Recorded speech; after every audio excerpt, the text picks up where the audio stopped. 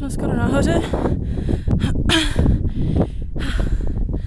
Sice to není jako vylíst na nějakou horu v Krkonoších, ale i tak je to záhul. Hlavně proto, že to nejsou žádný stromy. A je to kurevský vedro. Můj tip je takový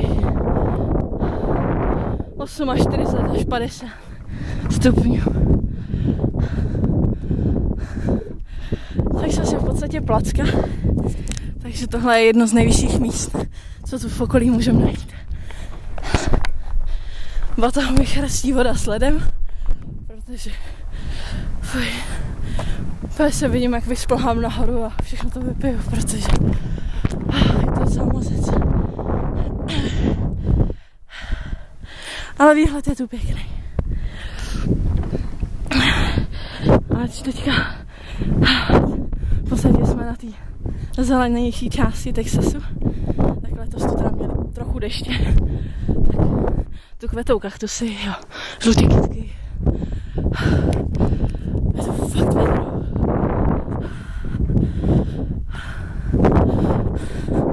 Je zhruba 1 odpoledne. Praží to největší slunce. A samozřejmě Češka si musí vymyslet, že se poplazíme nahoru. Proč musím mít vždycky tak debilní nápady. Fuj. No, jsem skoro nahoře.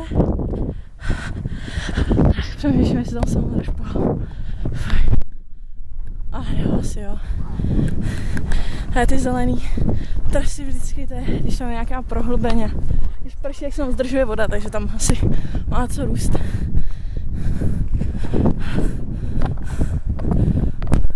Když tu žádný ptáky nevidím, ale když jsme se šplhali nahoru, tak tu nad vrcholem kroužily supy, tak to bylo takový hodně motivující.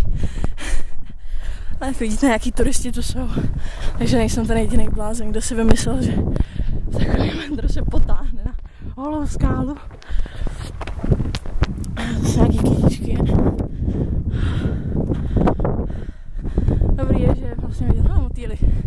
To jo, takový motýly nemáme. Já nevím, jestli to je vidět tam.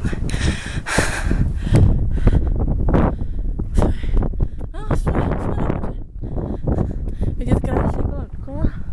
Ještě ne teda, ale bude. Fuj.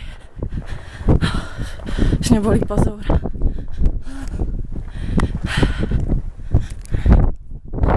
Jo, jsme nahoře. Hurá. Napadá mě písnička Slava. Žádný dešť nehrozí. Takže žádná písnička.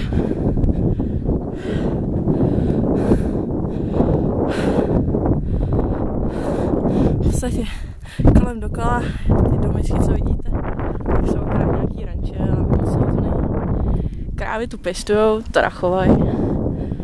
Ale že bych jich viděla moc, to se říct nedá.